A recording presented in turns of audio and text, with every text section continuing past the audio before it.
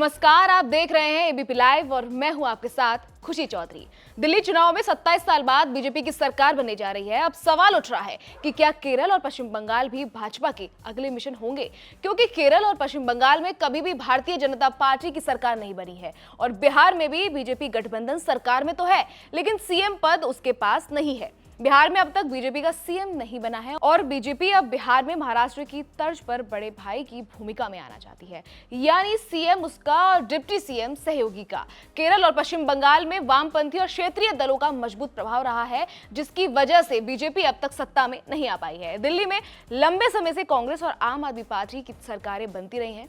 1998 के बाद से बीजेपी यहां सत्ता में नहीं आ पाई थी, लेकिन 2025 में मोदी योगी की चुनावी रणनीति ने बीजेपी को जीत दिला दी।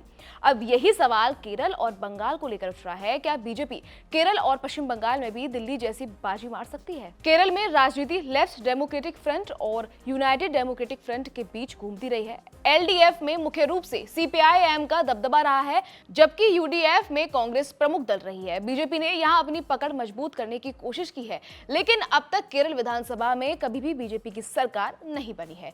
तो अब यही सवाल है कि कहीं दिल्ली चुनाव जीतने के बाद बीजेपी का अगला मिशन केरल, बंगाल और बिहार तो नहीं है? आपको बता दें, केरल में ईसाई समुदाय की तरफ बीजेपी ने हाल ही में कोशिशें तेज की हैं, तो हो सकता है कि वो असरदार साबित हो जाए। अगर बीजेपी मुस्लिम और ईसाई वोटों में सेंध लगाने में कामयाब होती है तो केरल में उसे बढ़त मिल सकती है।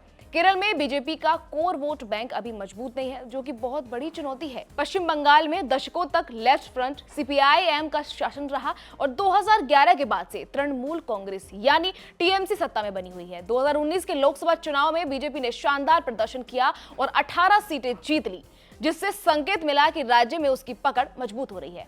लेकिन 2021 के विधानसभा चुनाव में टीएमसी ने 213 सीटें जीतकर लगातार तीसरी बार सरकार बनाई और बीजेपी 77 सीटों पर सिमट गई। हालांकि बीजेपी पश्चिम बंगाल में मुख्य विपक्षी दल के रूप में उभरी है, लेकिन अभी तक राज्य में उसकी सरकार नहीं बनी है। वैसे टीएमसी के खिलाफ भ्रष्टाचार और घोटालों के आरोप बीजेपी के लिए बड़ा मुद्दा बन सकते हैं। बंगाल में हिंदुत्व की राजनीति और एनआरसी, सीएए जैसे मुद्दे भी बीजेपी के पक्ष में जा सकते हैं। बीजेपी इसको भी मास्टर स्ट्रोक चल सकती है। अगर बीजेपी बंगाल में मजबूत संगठन बना पाती है और ममता बनर्जी की पार्टी में अंदरूनी फूट पड़ती है तो अगले चुनाव में मुकाबला टक्कर का हो सकता है। लेकिन सबसे बड़ी चुनौती बीजेपी के सामने बंगाल में ममता बनर्जी की छवि है। साथ ही अभी टीएमसी का वोट बैंक भी काफी मजबूत है। दिल्ली जीतने के बाद बीजेपी के लिए अगला मिशन दक्षिण और पूर्व के राज्य हो सकते हैं, खासकर केरल और बंगाल। पीएम मोदी और अमित शाह की रणनीति हमेशा लॉन्ग टर्म पॉलिटिक्स पर केंद्रित रही है, जहां वे धीरे धीरे अपना सपोर्ट बेस बढ़ाते हैं और फिर ऐसा तुरुप का इक्का चलते हैं, फिर सत्ता तक पहुंचते हैं। दिल्ली में 27 साल बाद बीजेपी की सरकार बन रही है, तो इस बात में कोई दोहराई नहीं है कि केरल और बंगाल में भी पार्टी अपने मिशन को पूरा करने के लिए पूरी कोशिश करेगी। हालांकि दोनों राज्यों की राजनीतिक स्थितियां अलग हैं, लेकिन अगर बीजेपी सही रणनीति अपनाती है तो आने वाले सालों में बंगाल और केरल में भी बीजेपी की सत्ता बनते देर नहीं लगेगी। दिल्ली की जीत के बाद अब पार्टी के लिए इन राज्यों में भी सत्ता परिवर्तन की संभावनाएं बढ़ सकती है। फिलहाल इस रिपोर्ट में इतना ही। बाकी तमाम खबरों को जानने के लिए देखते रहिए एबीपी लाइव।